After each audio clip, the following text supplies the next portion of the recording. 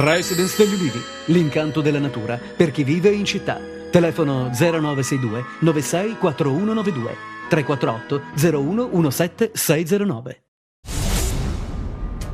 È stato arrestato ieri pomeriggio a Galatro, nel Reggino, Francesco Antonio Pardea, 24enne nato a Tropea, affiliato alla Coscalo Bianco che opera nella provincia di Vibo Valentia. Pardea era ricercato nell'ambito dell'operazione della polizia The Goodfellas del 31 maggio scorso, che aveva portato all'arresto di 12 persone per associazione mafiosa, porto e detenzione illegali di armi da sparo. Per sfuggire alla cattura ha fornito false generalità ai carabinieri, ma è stato ugualmente identificato e arrestato.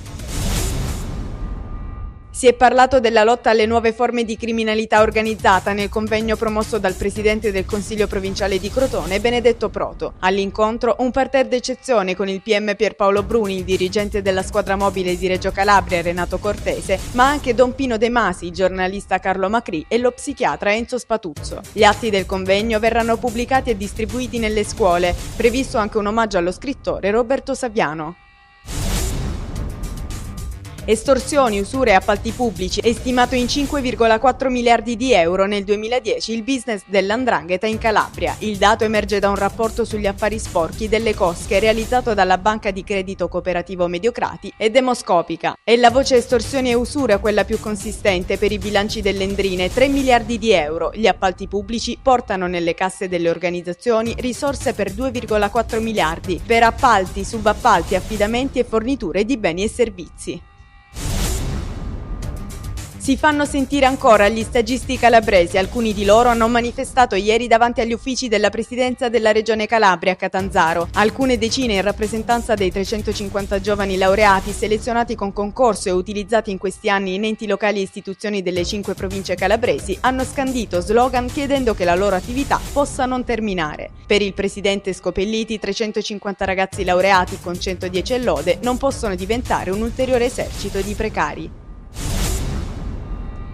Il presidente della giunta regionale ha deliberato ieri nel corso della riunione dell'esecutivo l'istituzione dell'Enoteca regionale, stabilendo Ciro Marina quale sede storica per la produzione del vino in Calabria e la Mezzia Terme per le sue peculiarità come polo dell'innovazione agroalimentare. Nella stessa seduta è stata decisa anche l'istituzione di 2 oleoteche regionali, a Gioia Tauro e Corigliano Calabro. I particolari sono stati illustrati durante una conferenza stampa a Palazzo Alemanni.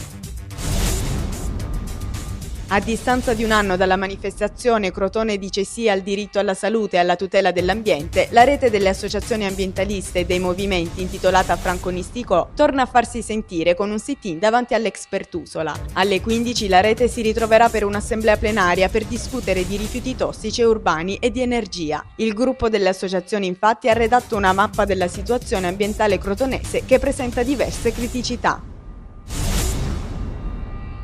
Torna l'ora solare. Nella notte tra oggi, sabato 30 e domenica 31 ottobre, esattamente alle 3, dovremo spostare all'indietro le lancette dell'orologio di 60 minuti. Termina così dopo 7 mesi l'ora legale, con l'arrivo dell'inverno vero e proprio e il buio già a metà pomeriggio. Per questo si stima che un italiano su 7 accuserà senso di fatica, irritabilità, cattivo umore e difficoltà ad addormentarsi. Gli esperti consigliano un lungo riposo.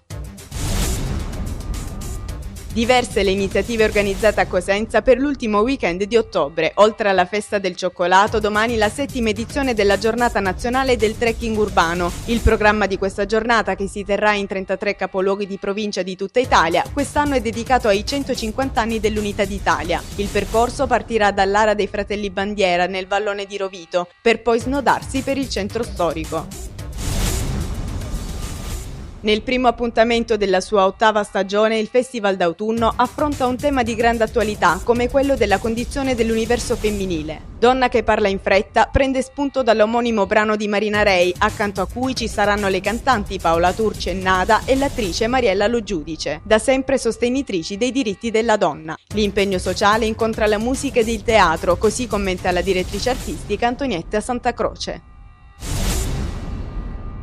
Scendono in campo alle 15 le squadre della Serie B Win, turno esterno per Regina e Crotone, entrambe le sfide in terra toscana. Gli Amaranto difenderanno il terzo posto al Picchi contro il Livorno, mentre i rossoblù saranno ospitati dall'Empoli di Aglietti. Domani tocca invece alla Lega Pro. In prima divisione il Cosenza, in formazione rimaneggiata, fa visita al Gela. Chiude il quadro alla seconda divisione con gli impegni del Catanzaro ad Avellino, della Vibonese a Milazzo. Unica squadra a giocare in casa è la Vigor, che attende il Pomezia.